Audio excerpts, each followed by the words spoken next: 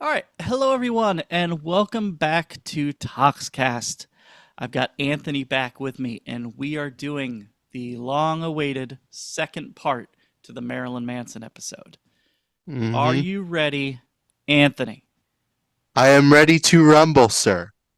That is not what we're here to talk about today. We are not here to talk about the amazing WCW-inspired movie Ready to Rumble. We're here to talk about Marilyn Manson. Right. All right, so last episode we stopped around at the end of Hollywood. And so from here, we're going to pick up and start with the Golden Age of Grotesque. The Golden Age of Grotesque came out on May 13th, 2003, debuted at #1 on the US Billboard charts. It had Mob Scene, This Is the New Shit, and Saint as singles. And during that run, he toured on Ozfest 2003 and had touring partners in Peaches, Apocalyptica, Seether, which shocks me, Stun, Queen Adrena, and Slunt. I believe that's what that says. My eyes aren't that good. But yeah, so that was what he was doing around this time. Anthony, what are your thoughts on the Golden Age of Grotesque? Okay. In my honest opinion, I think the Golden Age of Grotesque is a severely underrated Manson album. I think this album, when I think of Marilyn Manson, I know there's a lot of differing opinions on this album for sure. And there definitely was a change in, we should say, the era of him for sure. But in some ways, I feel like it was different, but he was still heavy as shit. So Yeah. you got like, you know, some of the songs on here, like actually they're on the bottom. You know, like I mean, there's some songs on here that are catchy. Like, and I don't understand why some people don't really care about the sound because it's a very much sort of like I call it Manson's party album. It's very much, and it's helped by the fact that Tim Skold is there. It is Manson slash KMFDM meshed together. And you mentioned catchy stuff. He's got what you would expect by this point. He's got his heavy shock rocky tracks. He's got your mob scenes. He's got your This Is the New Shit. He's got vaudeville, but he's got the somber numbers. He's got Spade. He's got Slut Garden, I guess, is a little slower. Mhm. The Very Odd Paranor, which is one of the only songs in his catalog where I don't think Manson does the majority of the vocals. Hmm. I think if you really like counted it out, I think the girl vocalist does more. Yeah. Um, and yeah, so that's a weird one, but yeah, super catchy stuff. Doll Dagabuzz Buzz Ziggity Zag, which stupid name, awesome song. Mhm. Uh, the only song on this album that I don't particularly care for, and I don't even dislike it, I just don't, I skip it a lot, is the title track. I don't particularly care for the Golden Age of Grotesque. But everything else on this album, even Kaboom Kaboom, which I see people rag on a lot, I think it's super fun. Um, but yeah, I really like this album, but this was the first non-Twiggy album after Twiggy wasn't on Portrait, right? No. Okay. So yeah, so this was the first non-Twiggy album after he joined. Um and there was this divide in the fan base when he left. But yeah, this was essentially the beginning of a new era for Manson. And it was also a weird time for me as a fan because I had only my introduction to Manson, which I mentioned last time, was Mechanical Animals. And so Hollywood was technically the first new album I ever heard when I was an active fan. So from every album after Hollywood, I had this weird thing where every time a new album came out, it took me a while to actually properly appreciate it. And this would go on with every single one of his albums, except We Are Chaos, but we'll get to that. Um, but yeah, so this one took me a little bit of adjusting, but at this point, I do really like it, and I agree with your sentiment that it is severely underrated. Mm-hmm. Yeah. And I th the cool thing about this album too, if you got this with the slipcover, is that actually, I don't know if you remember, it came with a DVD called let's see if I can find it right here. It's called Doppelhertz, which Yeah. is sort of like an experimental kind of video. I wouldn't consider it like the third home video by any stretch of the imagination, but it's sort of more like a companion piece to this album in some ways because it's got sort of footage kind of intertwined, and it's got some, of course, weird videos that he did like when he was recording the album, which is interesting, to have. And I also like the song Use Your Fist to Not Your Mouth, which I also remember from the Spawn video game soundtrack. Oh, see, I didn't know that. I never had the Spawn video game. Oh, okay. And also, this is also the first Manson album that I got into. Well, it was the first Manson album. Well, what am I trying to say? Okay. This is when I discovered Manson. This is when I remember around this time when the album came out is when I very first heard of Manson because I had a cousin over who, liked Marilyn Manson, and I was like 5, 6 years old, and Mm. I didn't think much of it. I just thought he was kind of weird. Yeah, as you would. Yeah. And then years later, who would have thought I would get into him completely? So, uh, I don't think there are any B-sides for this album, were there? Uh, Technically, but also technically no. Because there's import versions of the album that have Tainted Love on it, which was on the Not Another Teen movie soundtrack. There's also uh Mind of a Lunatic, which I don't think I've ever heard, and Paranoiac, which I believe is a remix of Paranoir, and something called Baboon Rape Party, which I've never heard. And yeah, so those are things listed because I have the Manson wiki up and I was looking at it. But yeah, that's all the stuff I see listed. I don't see anything special for the singles. I think he did record what was it, a Ramones cover, the KKK Oh Took My Baby Away. yeah, I don't know if it was ever released on any versions of like anything to do with this album, but yeah, it was on a Ramones tribute album. I do Which I remember have. that. Hmm.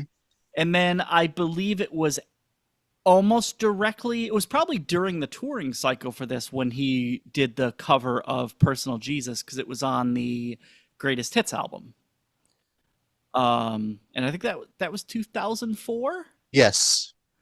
So yeah, so that probably could have come about during the sessions for this album, but it never got released alongside it. Hmm. Um, but yeah, this was also speaking of the Ozfest 2003. That would be the second time I ever saw Manson. So I got that, and while I didn't like it as much as the time I saw him in 2001, it was still a really good show. The theatrics were a little higher than they were when I saw him in 2001.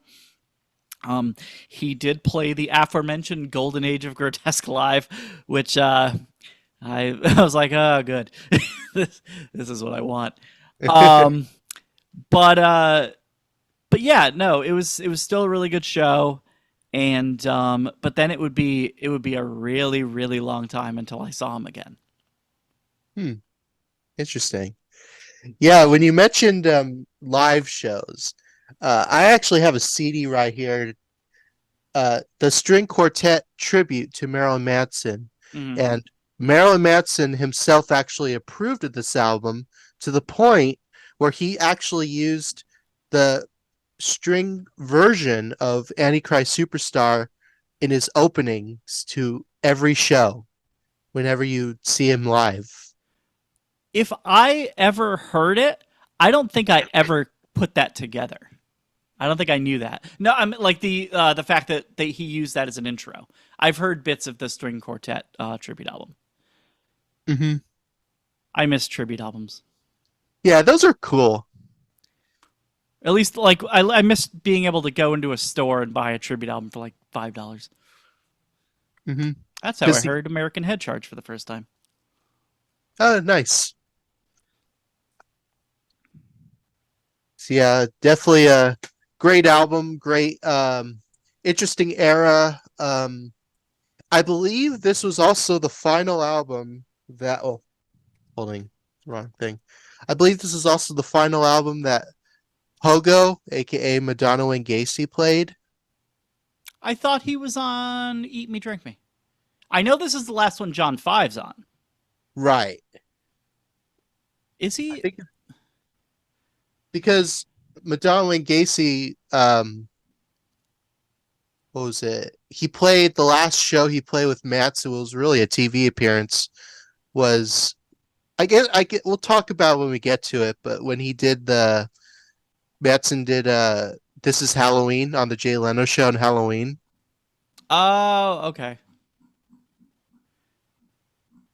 Okay. Yeah, yeah. No, I guess you're right. Okay. I don't know why I thought he left later. Yeah. He did leave right before Eat Me Drinking Me was being recorded, so I know I was like, wait, I thought he left after. We're gonna get to it in a sec. I didn't realize.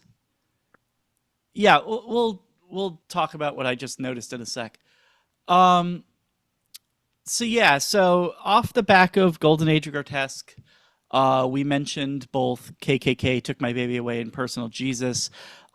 He also did. Was it before Golden Age or after Golden Age? That he did the Resident Evil soundtrack stuff.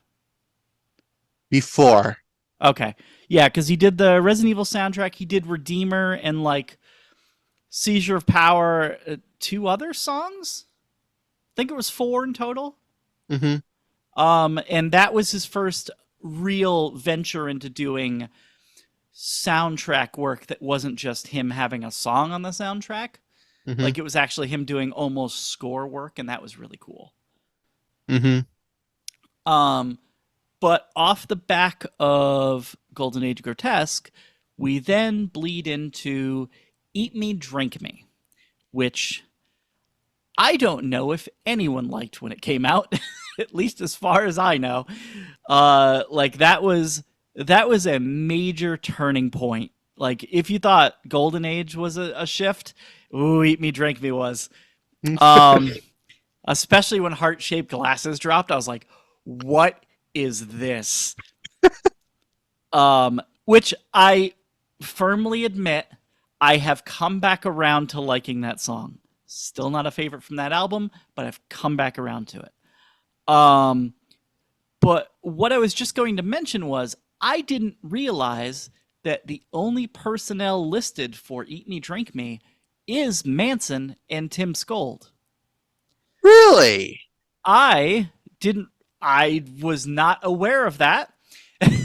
Eh. So yeah, so that's why I was looking and I was like, wait, why are the only two listed? Um, but yeah, so Eat Me, Drink Me. That one came out June 5th, 2007.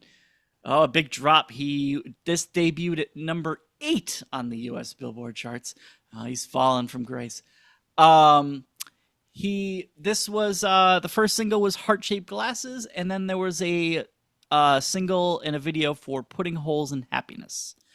Um, there was another one I saw listed, but I like it said like promo single, but I don't remember seeing anything for it. And it's You and Me and the Devil Makes Three.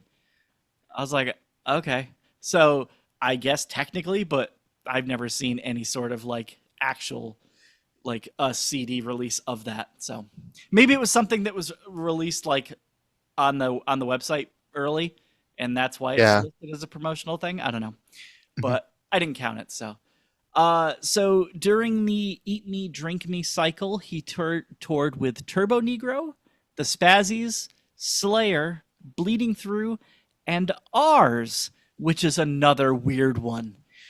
Yeah, So your thoughts on Eat Me, Drink Me?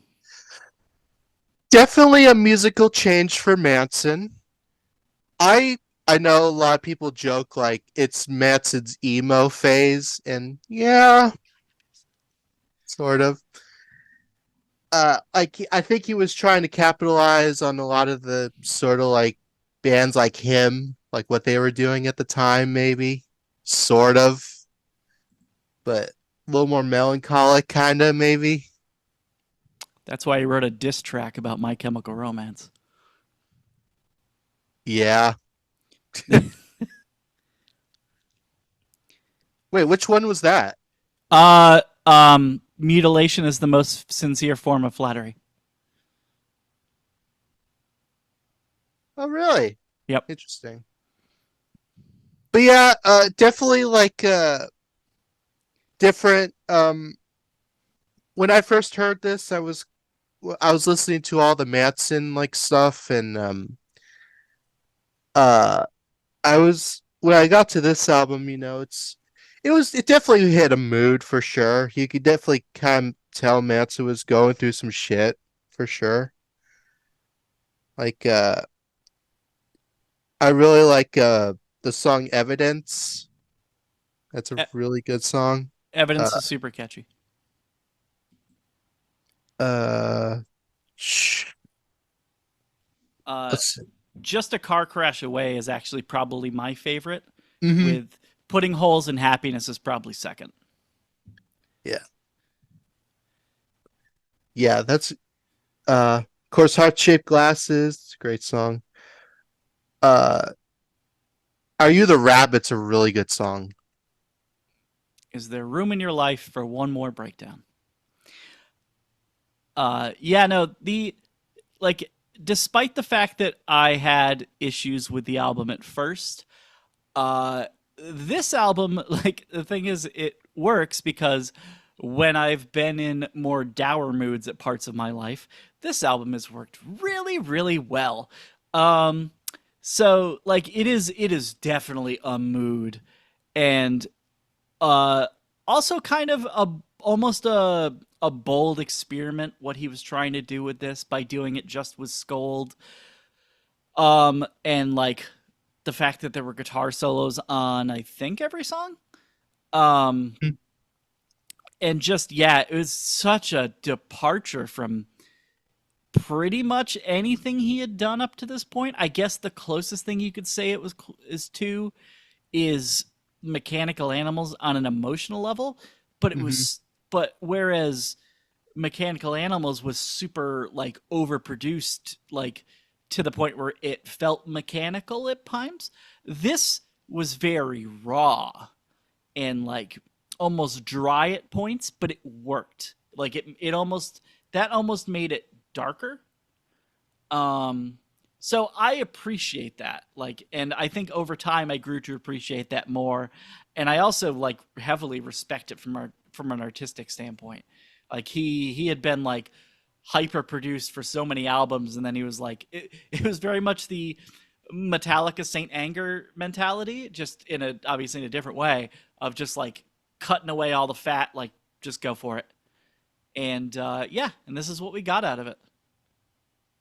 Yes. And I read somewhere that you mentioned Mechanical Animals, and that was very Bowie inspired. This also, to a point, was also very Bowie inspired because Manson was listening to whatever Bowie album came out in the early '80s. I can't remember. Like, Scary Monsters. yep, that was it. and I was he gonna said say, that it wasn't Let's Dance. no. That would be hilarious. Although he did cover Cat People. Um, but yeah, I can from a mood perspective, I can understand that because Scary Monsters is a mood. It's a good album though. Hmm. For sure. I like the to a point. I like the live videos for the this era tour as well. I've been posting them slowly but surely on YouTube. Is this the era, or is it Born Villain with the knife mic? This one. Okay, I was trying to remember because I remember I had an opportunity to see Manson during this time, and because of my feelings on Eat Me Drink Me at the time, I was like, no, not doing it. And I think it was the co touring thing with Slayer, which Okay, was a tour package, and I don't remember what it was. It wasn't Family Values, Rockstar Mayhem, maybe. maybe. Yeah. Um, but yeah, I remember that. I remember being an opportunity, and I was like, nah, I don't care. Um, but yeah, so this was technically, if I've ever had a vacation from listening to Manson, it was probably around this time. Hmm. So yeah, so I wasn't really paying attention uh around this time because I was like I think this is over. And then for a little while into the next album too. Hmm. And that that tune would change immensely over time. But were there any other favorites from this album for you? Let's see. Well, there. My for whatever reason, when I got this CD, at a record store, this came with like bonus remixes, like of heart, like two different remixes of Heart Shaped Glasses, which are pretty cool. I say that's Uh, what we need more of. yes. And If I Was Your Vampire is a great song too. Yeah, no, I do. That one, if I'm, it's funny because if I'm ever gonna skip a song, it's usually If I Was Your Vampire, and it's not so much that I have an issue with that song. It's the fact that if I put the album on, I probably want to hear Putting Holes in Happiness. Yeah, you And want to like rearrange the songs, sort of. yeah, so I usually start with Putting Holes in Happiness, and then I let it run all the way until You and Me and the Double Makes Three, and then I kind of I'll either listen to Eat Me Drink Me or I'll just stop it. But I feel that run is really good. Um, but no, but it's not really the fault if I was your vampire. I just feel it's at the wrong spot on the album. Yeah, it's not the album opener. No, because Sure. it's so long. It's the longest song on the album. why would you Yeah. Why would you have that open? Put it either at the end or in the middle. I think that would be a good ending song. Hmm. Yeah, you have a good point. But yeah, so around this was so it was right around this time, or no, it was right before where he did This Is Halloween, right? Yep. Okay, yeah, because we just talked about the Madonna Wayne Gacy thing. Mhm. So coming from Eat Me Drink Me, we move 2 years ahead. The High End of Low drops on May 26, 2009. This one goes up a little bit. This one debuted at number 4 on the US Billboard charts. Hmm. So this one had this. I want to talk to whoever was in charge of his like promotional stuff. Why was We're From America the single for this album?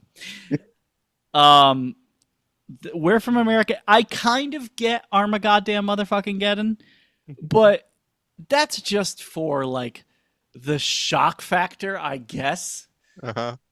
Because there were songs on this album that were really, really good that should have been like the singles. And even though I don't think it was ever released to radio, but there was a video for Running to the Edge of the World, which is one of my favorite songs on the album.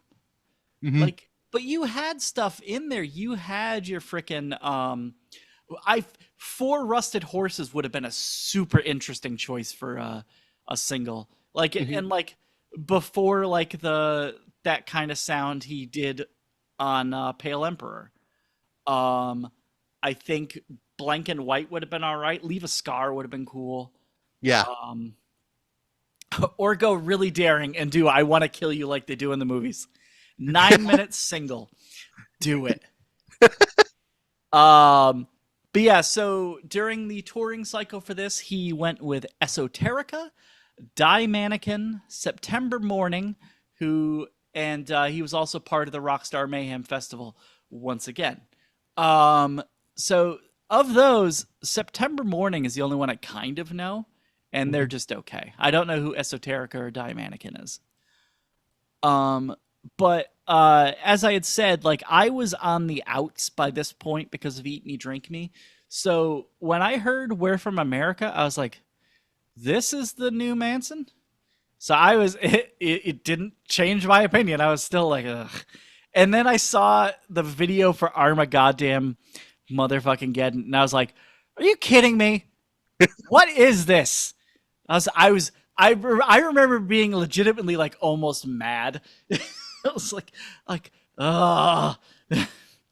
But over time, I would come around, and this is probably my favorite post Golden Age album at this point. I love the High End of Low. I think it's great. Especially like when it gets like I mentioned all those songs I really like, but when it gets a little dreary near the end, like I have to look up just to see hell, that song is so good. So good. Hmm. But yeah, but what are your feelings on the High End of Low, and how did you feel the first time you heard it? Well, first off, the high end of low was actually, and I think I should mention this, was Twiggy's return to the band. Was it really? Yeah, he returned in 2008. Okay, so he all right.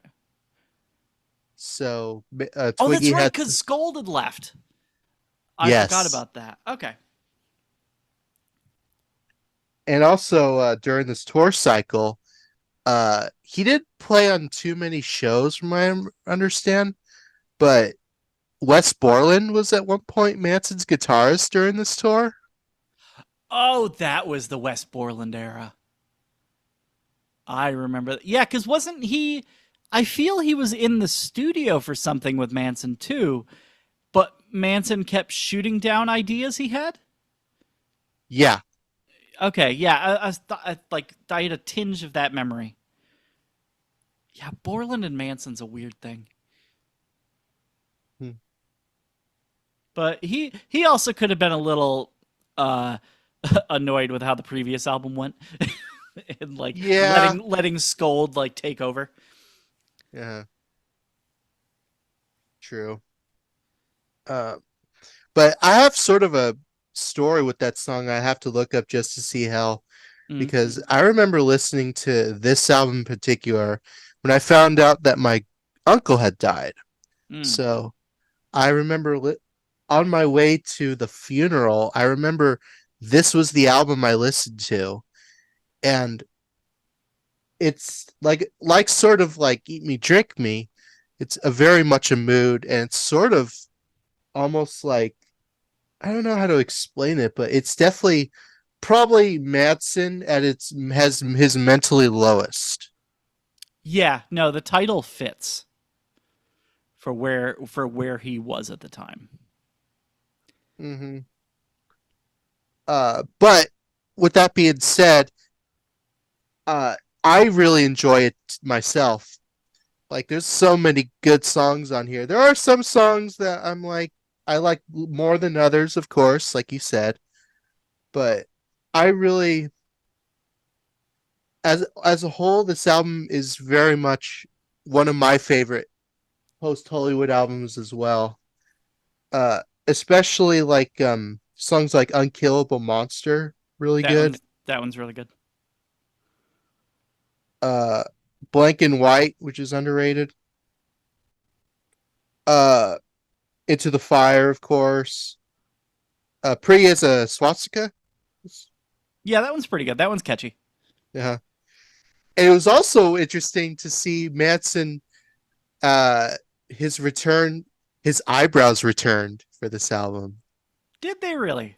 Yes. Welcome back, Manson's eyebrows. Yes.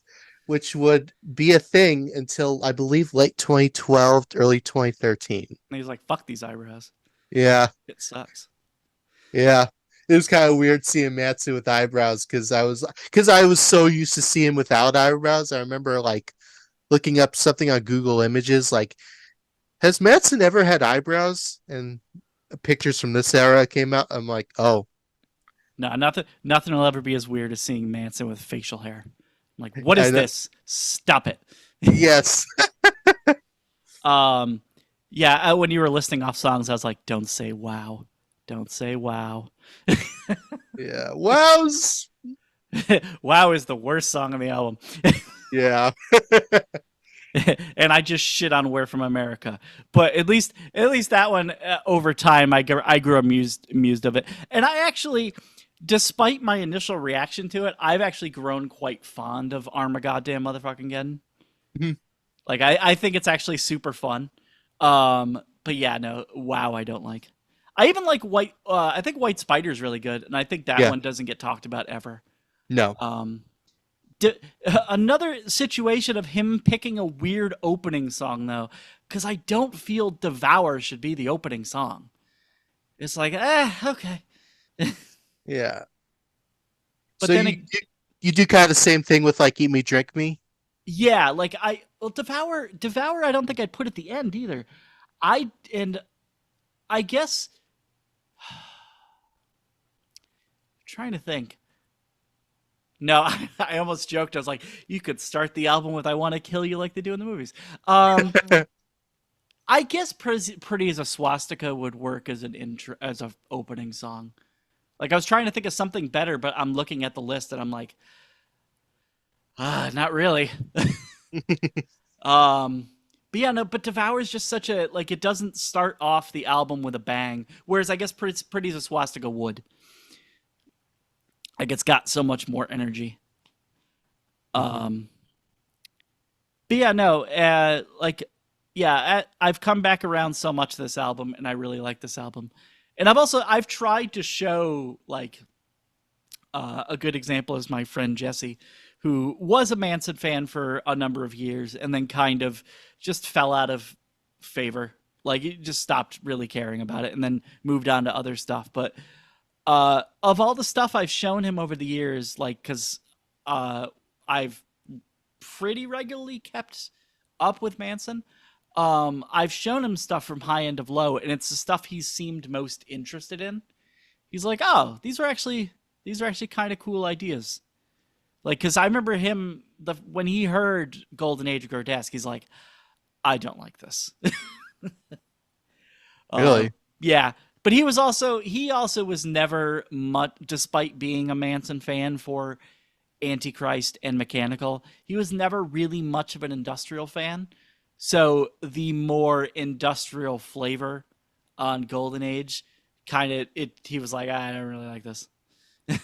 Hmm. I was like, okay, fair enough. Um but yeah, so that was the High End of Low.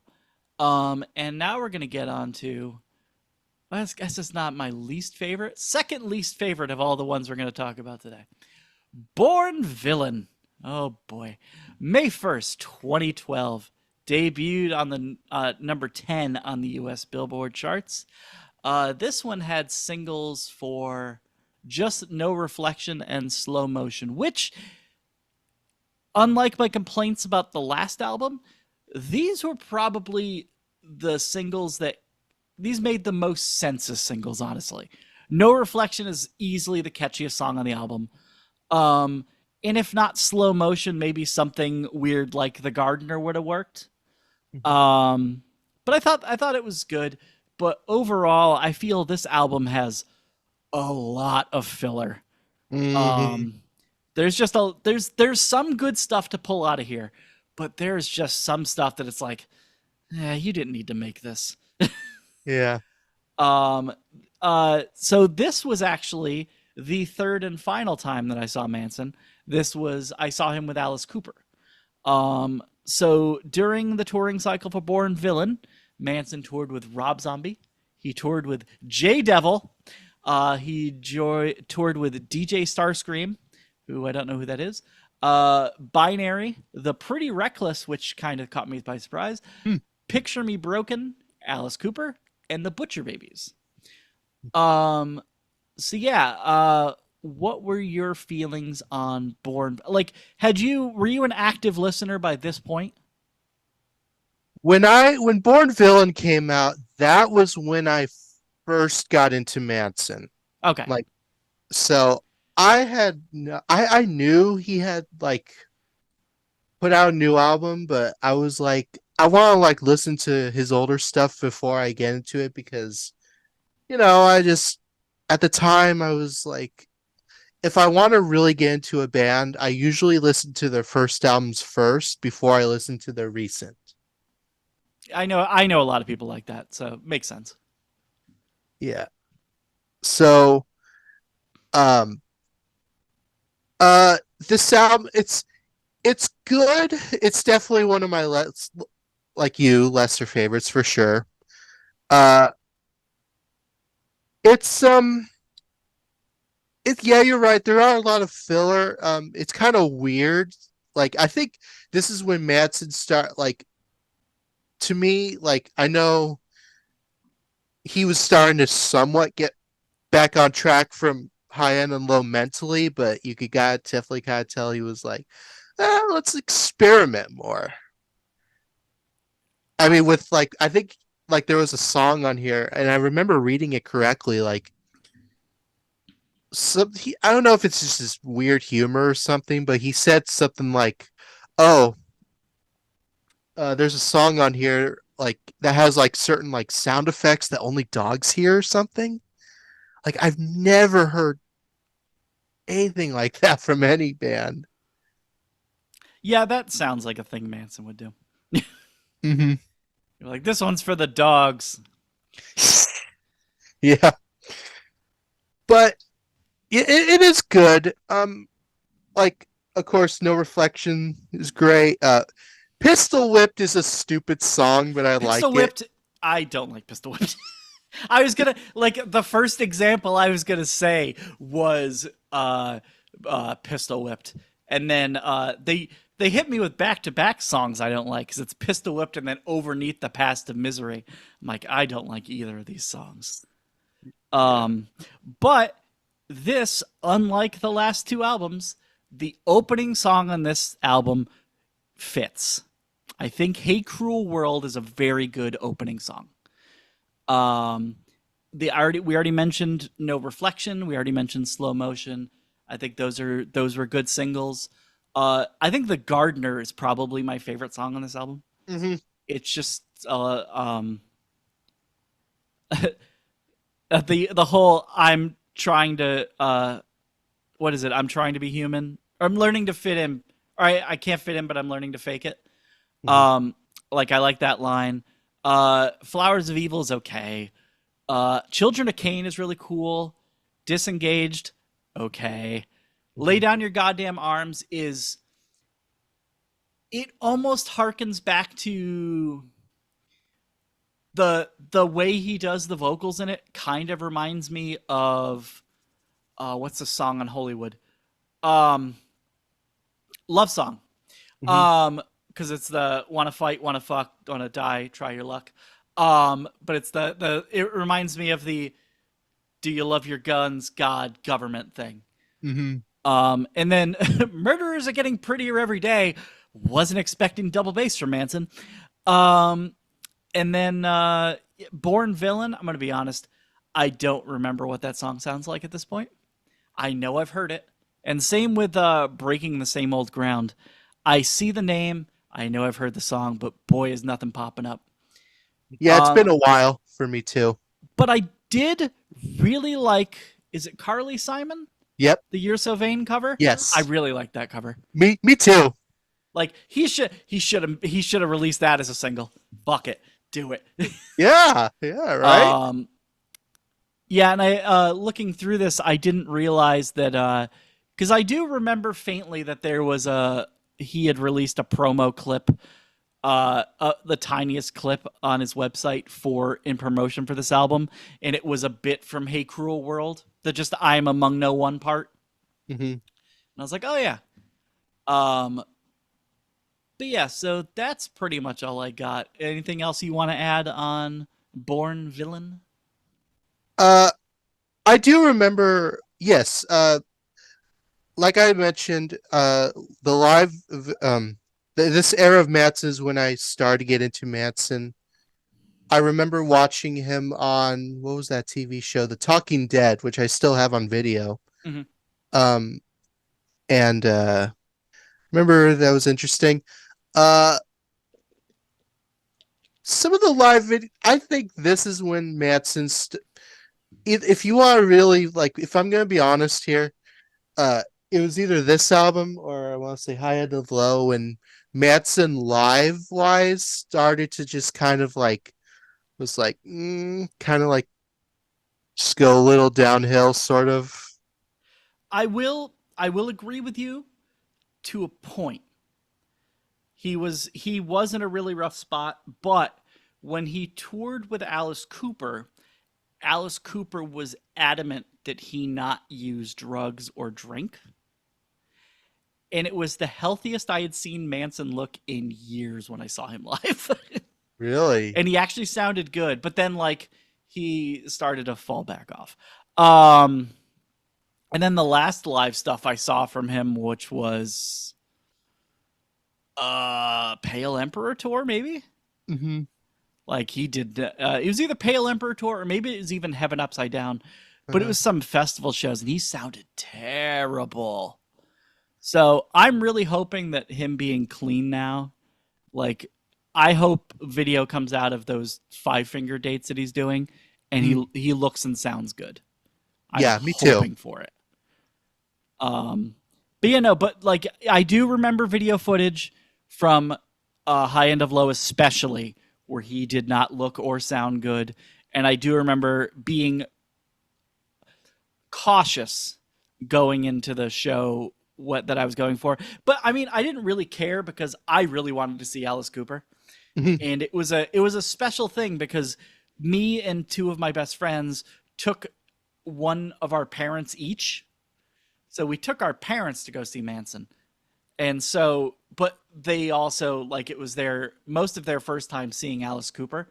So it was like almost a this generational gap coming together. It was very nice. That's really cool. And we all smoked weed in the arena.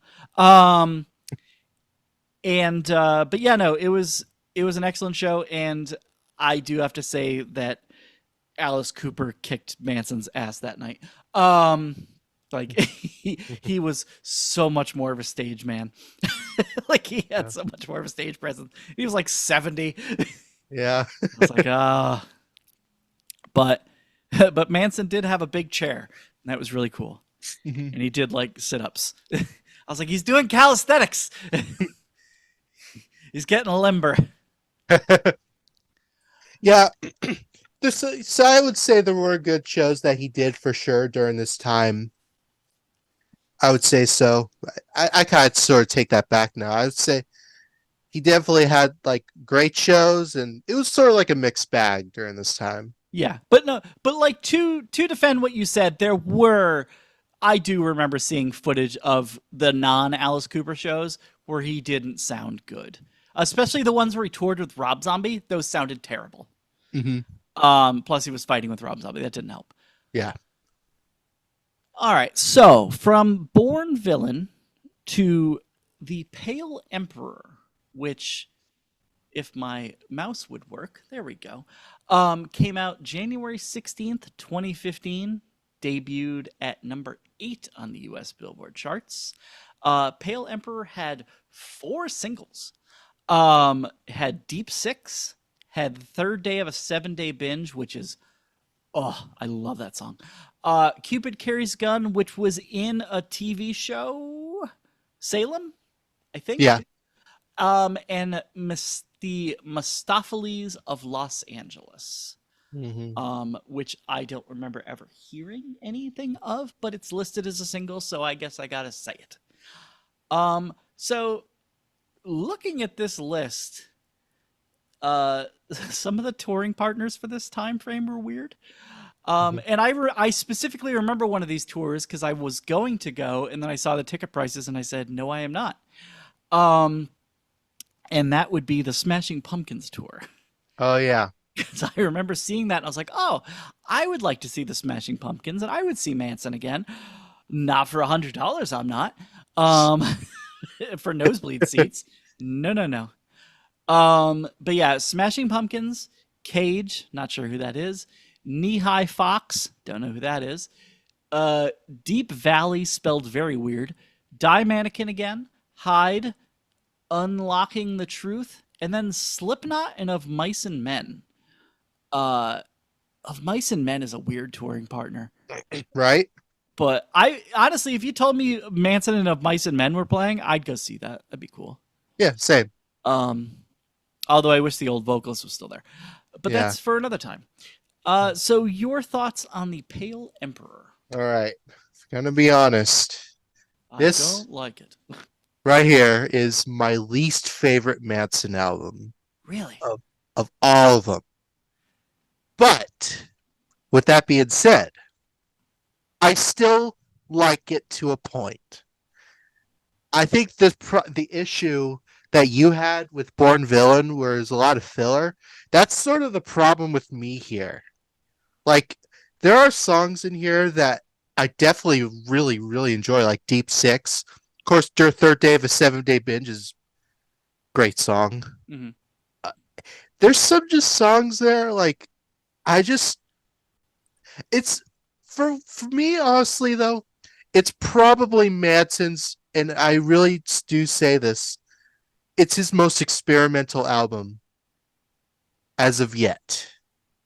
Yeah, it definitely took the rawness of Eat Me, Drink Me and took it to a different level. Um, but I think the reason I like this more than Born Villain, and I will agree with you, there is some filler on this album, but I think the fact that the songs that I like on this album I like more, it kind of weighs it out a little bit because this is far from my favorite. This is very middle of the pack for me. But I really like Deep Six. I really like Third Day of a 7-Day Binge. Mhm. Worship My Wreck. Cupid Carries a Gun. I think Killing Strangers is really good. And when they used it in, it was John either Wick? it was a John Wick 1 or 2. Yeah. But yeah, no, it worked really well in that. And like there's even some catchy stuff that is kind of haphazard, like Mistopheles of Los Angeles. But there are definitely a couple songs like I know Devil Beneath My Feet is kind of like, eh, I don't need this. Yeah. Odds of Even and Birds of Hell awaiting. I'm like, okay, fine, whatever. Yeah, same. And I'm gonna be honest, I'm looking at Slave Only Dreams to Be King, and I don't remember what that sounds like. Um, and then they had all the acoustic versions at the end, which Manson acoustic is weird. It Mhm. tends not to be good. Once in a while it works, but usually him acoustic doesn't sound great. Um, but yeah, anything further to comment about the Pale Emperor? Uh, let's see. I mean, I do remember buying it when it came out, for sure. I remember buying it at Best Buy, actually. It was like I think it was the only album I ever bought of Manson's from Best Buy because I had the CD single that I also bought from Manson, which I should have brought, but he had the CD single for a third day of a 7-day binge. Mm-hmm. And I remember buying that at Best Buy because during this time, that was like I think the last time I ever remember seeing Best Buy like or seeing like actual CD singles at in stores because that was mostly a European thing. I'm old enough to remember going to the stores specifically for singles, but yeah, by that point it was a dying breed for sure. Especially seeing as most people could just you could just release them digitally and not have to deal with the cost of making a CD, which is what Mhm. most people do nowadays. Like it's more of a novelty to release a CD single.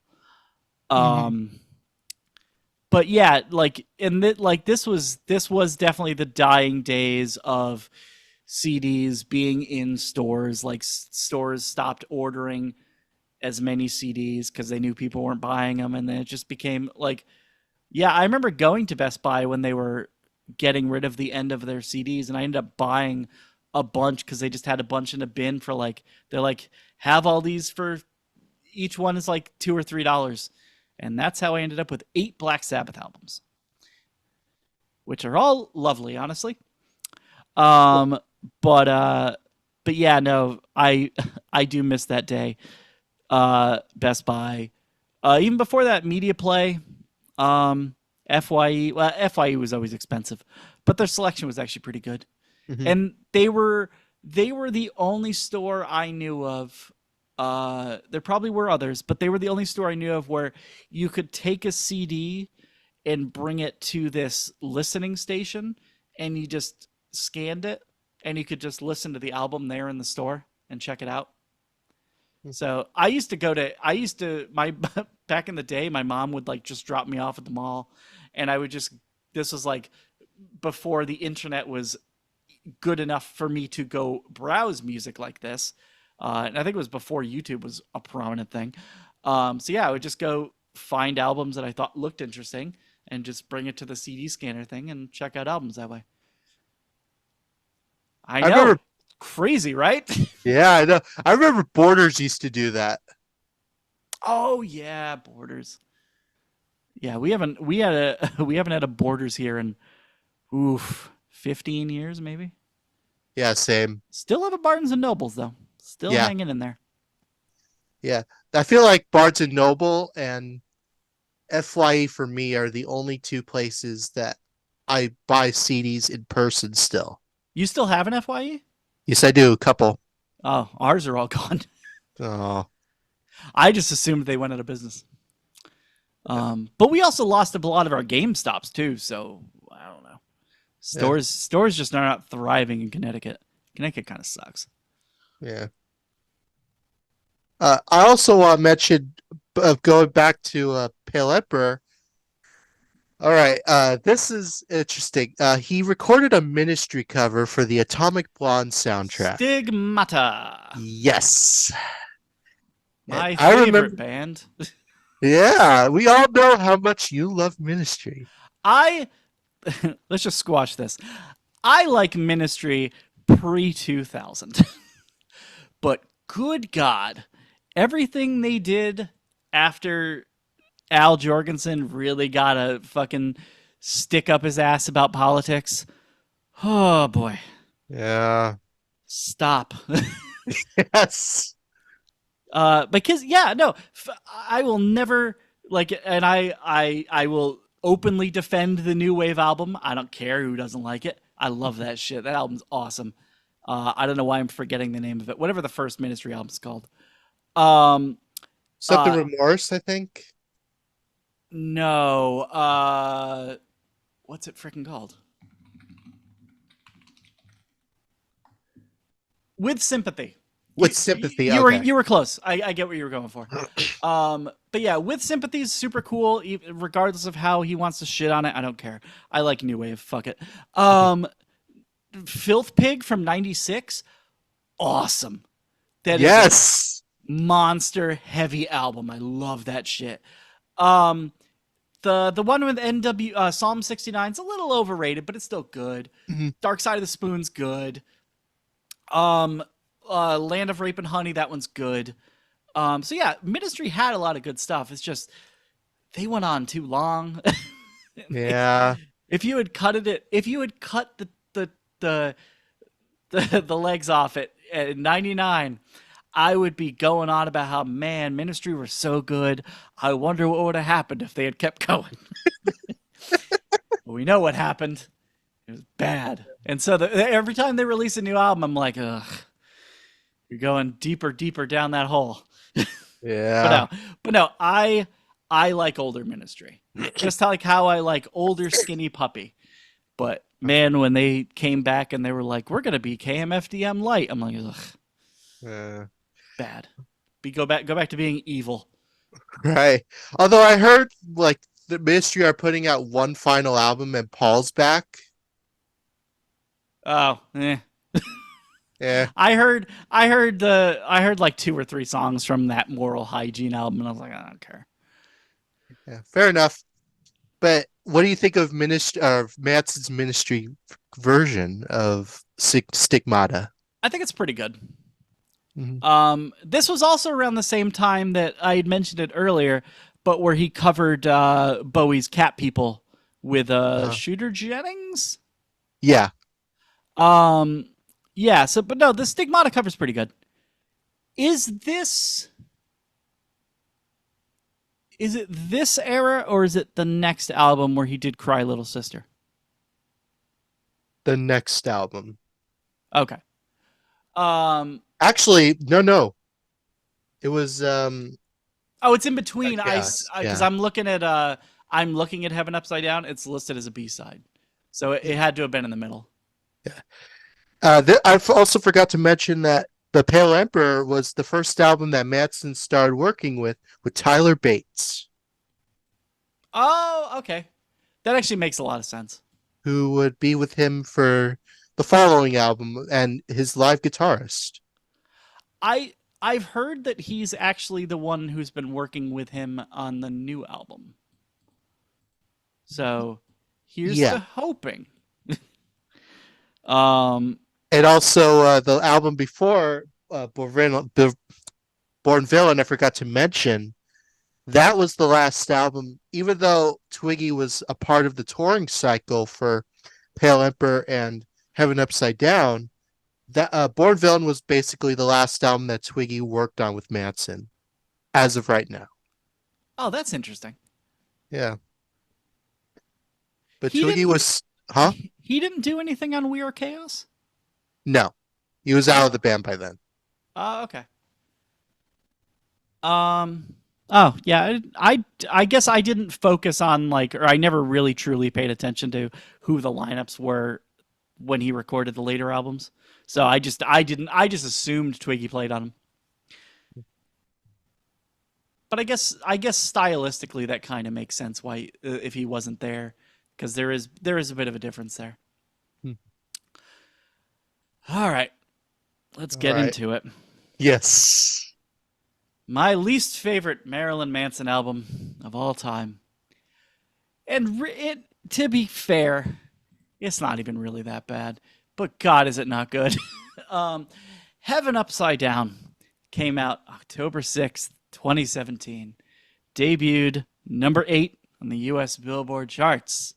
It had We Know Where You Fucking Live, Kill For Me, Say 10, ugh, and Tattooed in Reverse as singles. He toured with Amazonica. I don't know how to say that name. HO9909. Is this supposed to be horror? Or Okay. they're a Uh, rap punk band. oh, okay. If I was looking at a 9, I would think it was a G. So I I think I know. thought so I thought it was Hagog. Uh-huh. Uh, but okay, horror. Rob Zombie again, Deadly Apples, Alice Glass, and Palais Royale. Boy, do I not know who a lot of those are. But yeah, Heaven Upside Down. Take it away. Okay. So I like this album considerably better than Pale Emperor. I remember hearing the single. In fact, I remember going to a game store that was that moved since, but uh I remember listening on my phone to We Know You Fucking Live, and I thought, what? Manson's going back to the heavy shit? And I was like, okay, okay. I thought it was pretty good. Uh and then, listening throughout, and it definitely is very heavy in some regards. He still has some sort of like the experimentation from Pale Emperor, although not as much on here, I would argue, Not but in the it's still, same way. yeah. Uh, it's definitely, a little bit heavier, but at the same time, different. Uh, I really do. I like it better, but it's still like, it's still not one of my favorites. But as far as like later Manson goes, it's a little bit higher, but still not that much. Um, I like the song, or Tattooed in Reverse is fine, you know. Uh, Kill for Me is a weird dance song. I actually really like Kill for Me. I think that might be my favorite song on the album. Yeah. Blood Honey is kind of going back to Eat Me, Drink Me, sort of. Yeah, I like Blood Honey. I also really like Threats of Romance. I think that one's a good one. Hmm. Yeah. Uh, We Know You Fucking Live is I like that song. I know some people are, iffy on it. We Uh, definitely had different reactions when we heard "We Know Where You Fucking Live" because I heard it and I was like, ugh. Especially, I have a thing where I hate it when bands talk or artists talk about how we're going back to our this or roots. and there was something in an interview where he said we did this song and we wanted to go back to the Antichrist Superstar sound, and then that's what he gave me, and I was like, "Fuck you." God, just like if he just released it, I probably wouldn't have batted an eye. I'd be like, "Yeah, that's all right." But because he said that, I was like, Yeah. but yeah, Tattooed in Reverse is it's not bad, but it's more interesting than anything. Revelation number 12 is okay. Yeah. I don't like Satan. Don't like that song. Definitely filler. Saturnalia is fucking weird, and I like that song though. Me too. That's I think he borrowed that from a Bauhaus song. Oh, if he did that, I didn't know that. Oh no, no. Was it Bauhaus or uh what was it? I think it was Bauhaus actually, now that I think about it, because it was like something Dracula. I forgot what that song was. But like it sounds similar to that. you're talking about Bela Lugosi's Dead? Oh yeah, Bela Lugosi's dead. Yeah. He sort of like sounds like that. I get what you're saying. Um, uh, what's Heaven? Oh, Heaven Upside Down is the uh. Yeah, I don't like Heaven Upside Down. The Upside Down, That should have been a Upside. video. Ugh. Um, and then I don't remember Jesus Crisis, so I'm gonna assume it wasn't very memorable. It was heavy. Okay, Yeah. but yeah, but as we previously lightly touched on, two of the B sides for this album were his cover of Cry Little Sister, and then the cover of God's Gonna Cut You Down, which Johnny Cash, I think. Yes. And both of those are really good. And spoiler, I heard this cover of Cry Little Sister before I had ever seen The Lost Boys. And I have gotten crap for many years for missing out on classic movies or movies that people dub classics. And Lost Boys was on that list for the longest time. And then I think I've seen it within the last 3 years finally. And I feel the whole time I was like, oh, I probably would have liked this a lot more when I was a kid, huh? Yeah. Because I was watching it and going, it's all right. Yeah. But no, but that song's really good. The original and the his cover. Hmm. And also he covered This Is the End with the Doors by the Doors. Oh, that's right. And he had some sort of like legal trouble with that because you can't even find that on YouTube for some reason. Yeah, I was gonna say that like the Doors are very finicky about that sort of stuff.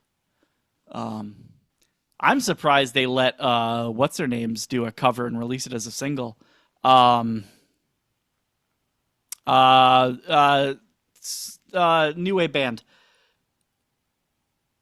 Hungry Like a Duran Duran. Yeah. Yeah, they covered Crystal Ship, I think, Hmm. and released it as a single. It was really good. But yeah, no, the Doors do not usually let people uh, do that sort of stuff unless they unless they give them a lot of money or all the profit from it, Hmm. which most artists don't want to do because then what's the point? Hmm. um, but yeah, do you have anything more on Heaven Upside Down? Yes, this was the final album produced by Tyler Bates. He left shortly after the release of this album. I remember when this, like I said, I remember it was definitely interesting being a fan of Manson during this time because this is when I was regularly buying his albums and like supporting him and stuff. Mm. Uh, but I look back on it and I think he definitely could have done a lot of things different with it, but at the same time, I also have some nostalgia for it because I was going to junior college and listening to it. So, uh, and it's also somewhat of a nice tribute, sort of, to his father who passed away that year. Oh, yeah, I guess that makes sense too. Yeah. So, yeah, Heaven Upside Down. Definitely not my favorite, but it's, in my opinion, better than Pale Emperor by a Hating on Pale margin. Emperor, always the hating. I still like it though, but yeah. Um, and from Heaven Upside Down, we're gonna go to the last one as of right now, which he says there's gonna be another one coming. I just don't know when. We Are Chaos, which dropped during COVID, September 11th, 2020. Uh, Debuted at number 8 on the US Billboard charts. There were obviously no tours for this, unless you count the upcoming Five Finger Death Punch tour. And the singles were "We Are Chaos," which had a weird little video, and Hmm. then "Don't Chase the Dead," which had a video with Johnny Depp. No, not Johnny Depp. Uh, Freaking Walking Dead guy. What's his name? Norman Reedus.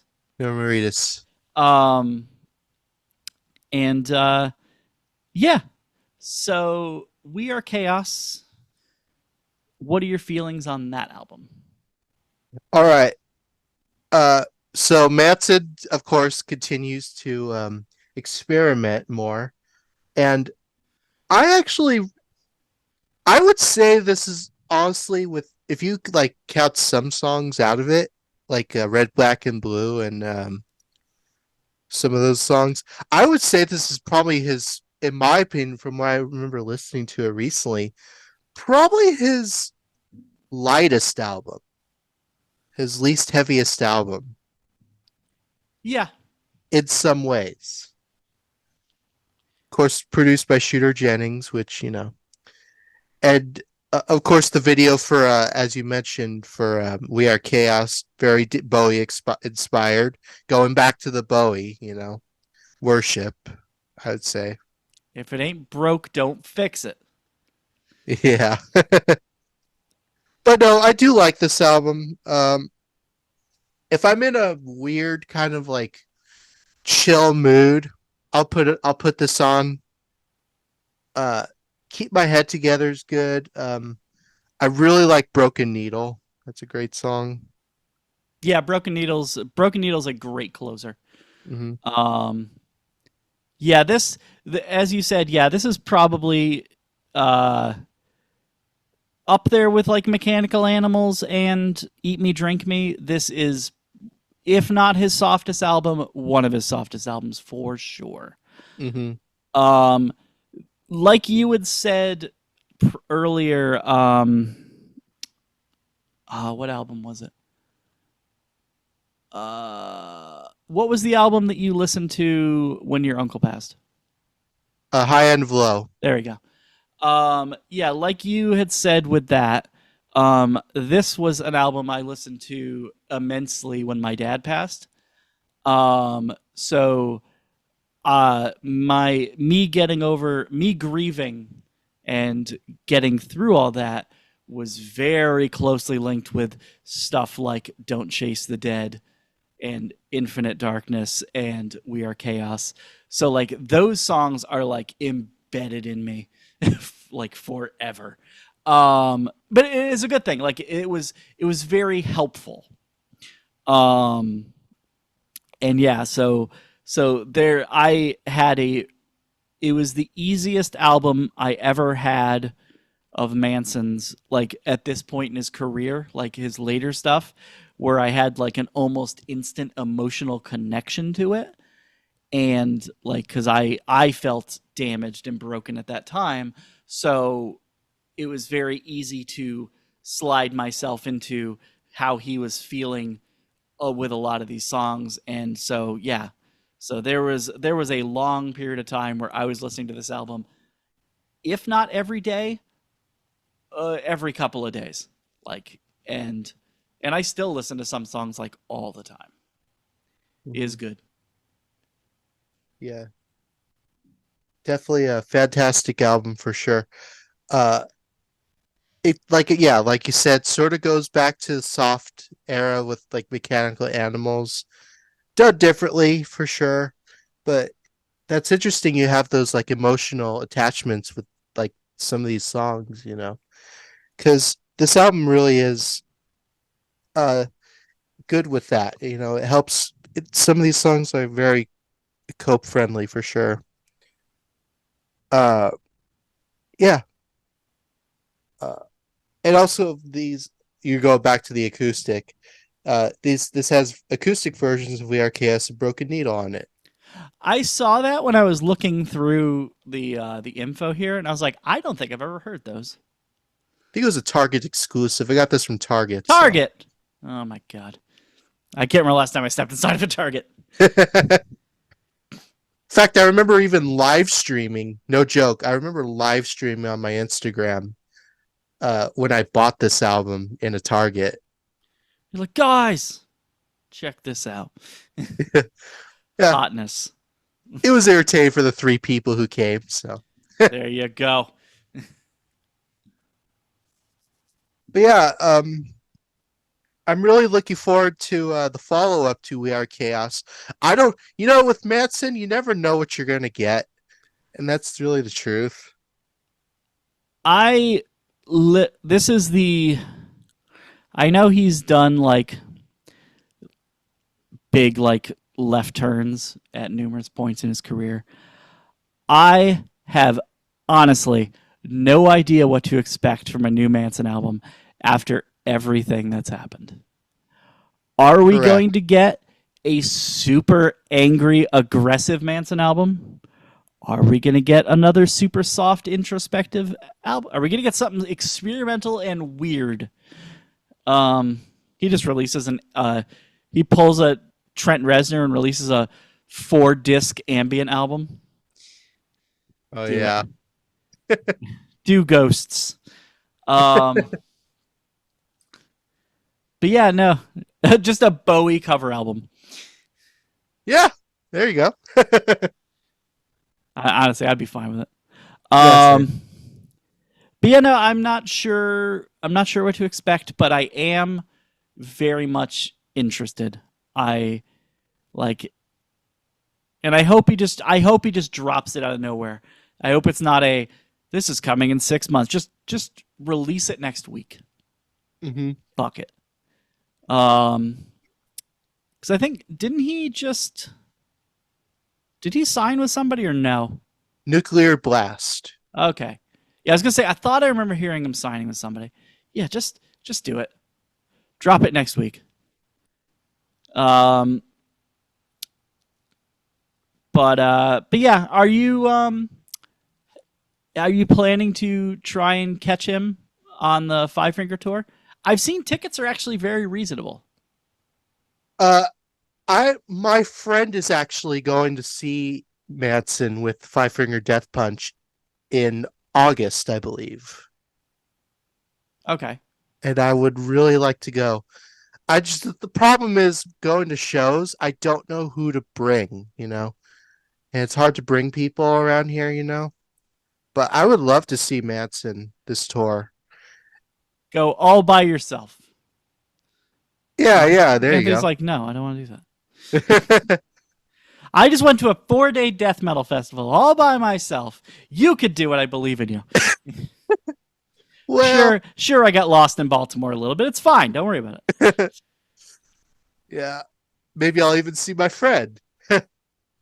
Yeah, no, that'd be very cool. But yeah, no, the closest he's coming to me is like if he was coming to Mass or Connecticut, even though do I not like Slaughter to Prevail. I could boo them.